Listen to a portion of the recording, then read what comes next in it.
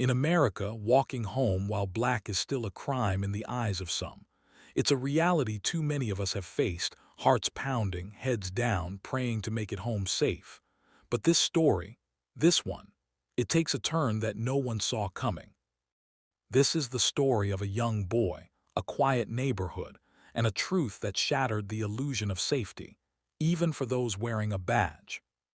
It was just after 7 p.m. in a sleepy suburb outside Atlanta. Streetlights buzzed overhead, casting long shadows across cracked sidewalks. Elijah Turner, 14 years old, hoodie on, backpack slung over one shoulder, was on his way home from basketball practice. He wasn't in a rush, he never was.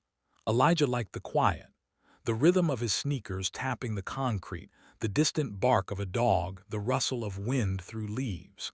This was his sanctuary, his escape from the noise of school, of expectations, of always having to prove he wasn't a threat. But that night, someone saw him differently.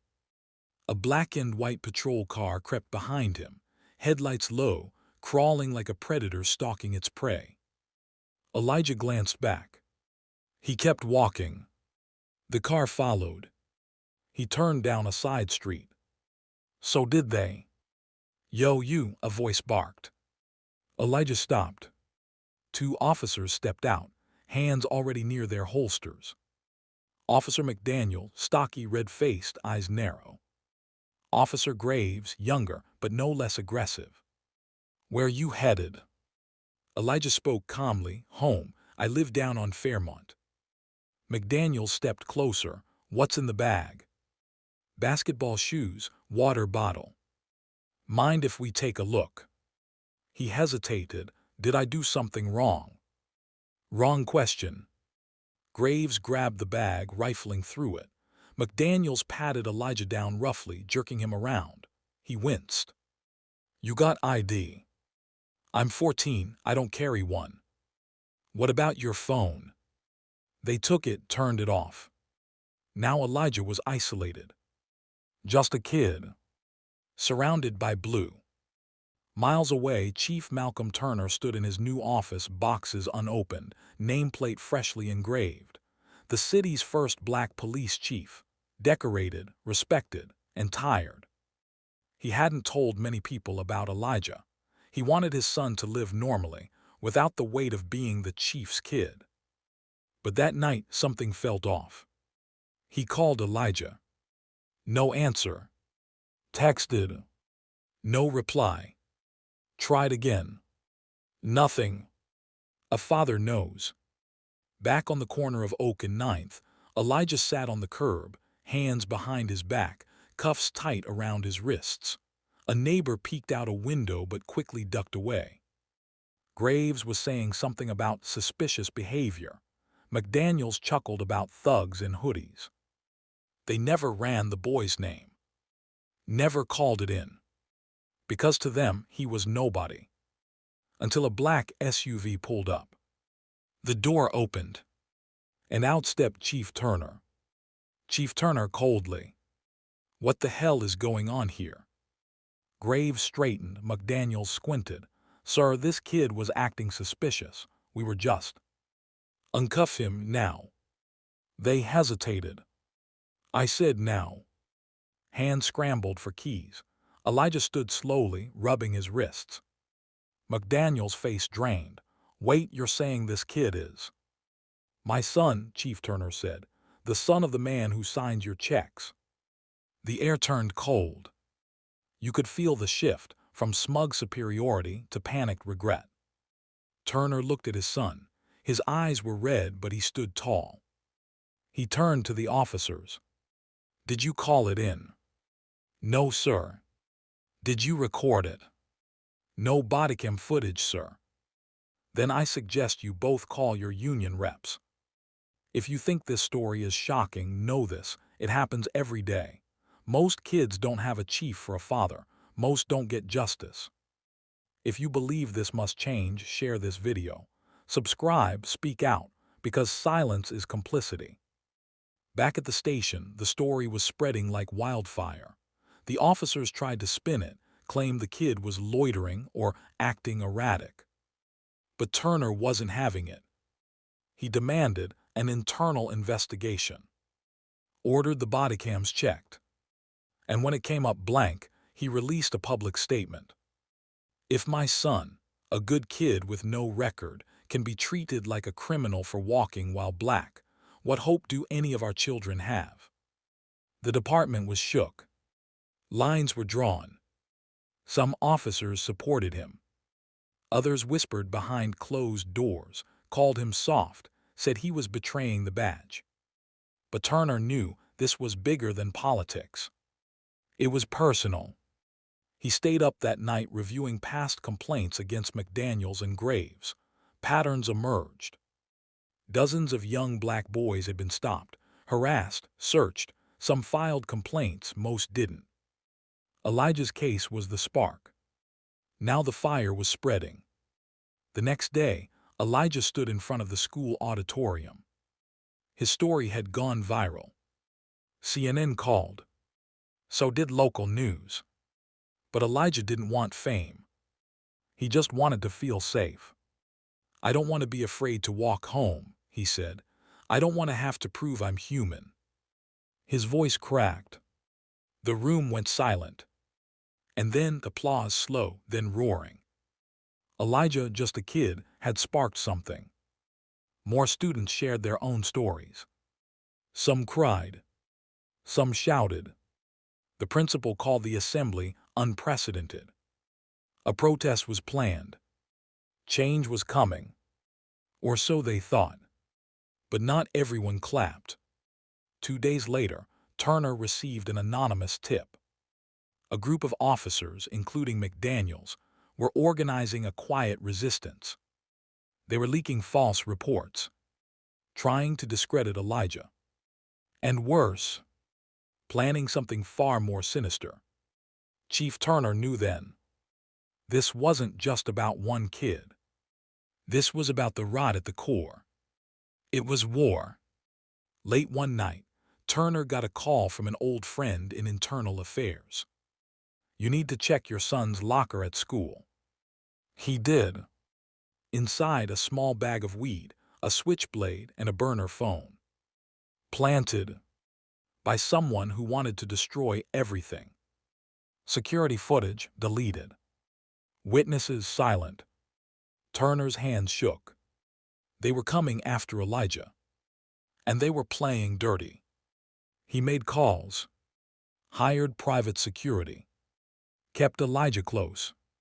But then he got another message. This time a photo. Elijah walking home. The time stamp. 2 minutes ago. But Elijah was supposed to be inside. This is no longer just a story. This is war, a war for truth, for justice, for our youth. If you've been moved, do not look away. Hit that like button. Subscribe, share Elijah's story. Let them know we see them. We're not backing down. That night, Elijah disappeared. His phone went dark. His location, last pinged near a train yard on the outskirts of town.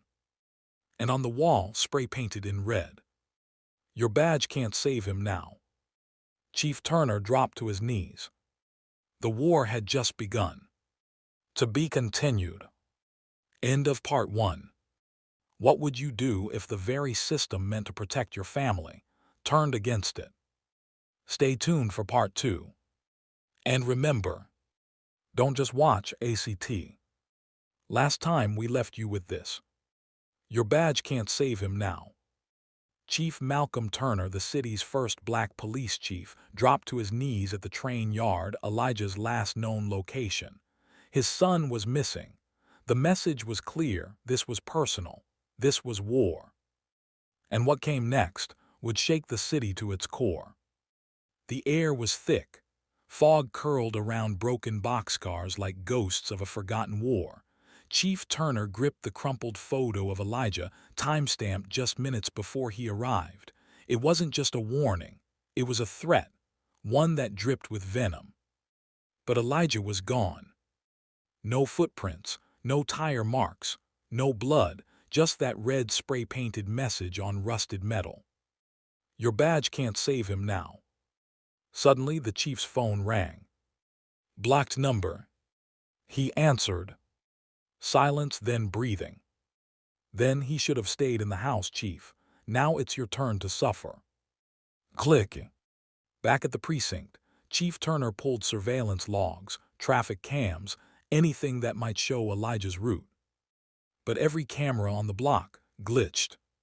Footage wiped, audio logs erased. An inside job. He confronted it. Nothing. He questioned officers. Stonewall. And then Graves disappeared. The young officer who had harassed Elijah days before didn't report to work, didn't answer his phone. McDaniel's out on leave. But something wasn't right. Turner pulled up McDaniel's leave file. Falsified. Someone had forged signatures, including his. He realized it then. The conspiracy was bigger, deeper, older. A secret network within the department, officers, desk staff, maybe even higher-ups loyal to something else. Not the badge, not the people. Something darker. The story of Elijah's disappearance hit national news. Whereas Elijah trended for 3 days straight. Celebrities tweeted. The mayor issued a reward. But with every headline, Chief Turner grew colder. He wasn't chasing headlines. He was chasing ghosts. And those ghosts wore badges. One night, an anonymous package arrived at Turner's doorstep. Inside, a flash drive. Labeled Project Redline. He slid it into his laptop. Files loaded. Dozens of names, photos, black teens, arrest records that didn't match reality, charges that vanished, court cases that never existed. And there at the center was a symbol. A red line slashed across a police badge. Below it a name. Griffin Unit. A rogue task force. Suspended 7 years ago after a civil rights probe. But somehow still operating. Turner called an old friend, Marcus Deshawn, a former detective who blew the whistle on the Griffin Unit before they buried him in IA reports. Marcus lived off-grid now, a cabin in the woods, paranoid, alone. But when Turner arrived, Marcus opened the door before he knocked. Thought you'd show up eventually, he said. They talked for hours. Marcus explained. The Griffin Unit wasn't just rogue, they were executioners. Street judges. They ran off the books targeting black kids, teens, even activists, planted evidence, disappeared footage, paid informants. They made us believe we were cleaning up the streets, but we were just scrubbing away truth. He pulled out a box. Inside, files, photos, maps. Elijah's name was in one. Dated 2 weeks before the stop. Turner's heart stopped. Elijah had been marked. Before the incident. Before the locker setup. Before the disappearance. Why? It was Elijah they were after. It was Turner. Elijah was leverage, a message.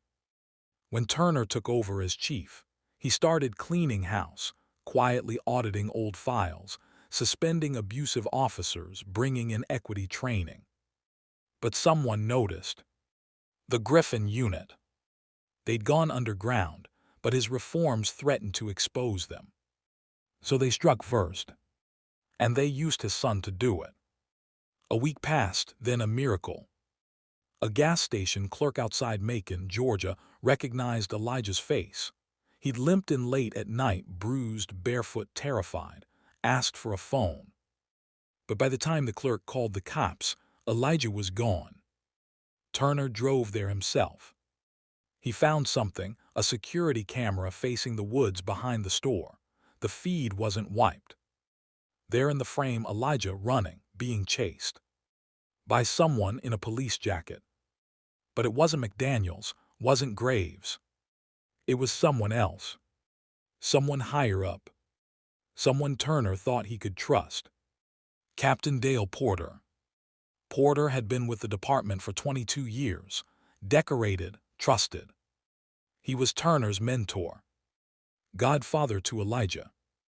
And he was part of the Griffin Unit. Turner's blood ran cold. He confronted Porter at the precinct. Didn't raise his voice. Didn't draw a gun. Just whispered, "Where's my son?" Porter smiled. "Careful, Chief. Some ghosts don't like being chased." He walked away.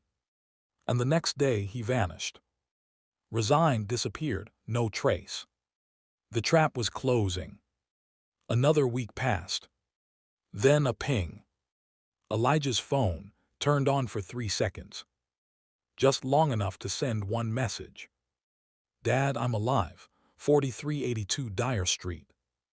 Then silence. Turner moved fast. No backup, just Marcus and a bulletproof vest. The house was boarded up, abandoned. They kicked in the door. Dark. Musty. Then a creak upstairs. Turner bolted. In the attic. Elijah. Eyes wide, thin, scared. He whispered, "They're coming back." Turner held him. Tears finally fell. But then tires outside. A van. Blacked out windows. Gunshots through the walls. They ducked, fired back. Marcus took a hit to the shoulder. They escaped through the basement. Into the woods. Alive. But barely. Turner had seen enough. He held a press conference.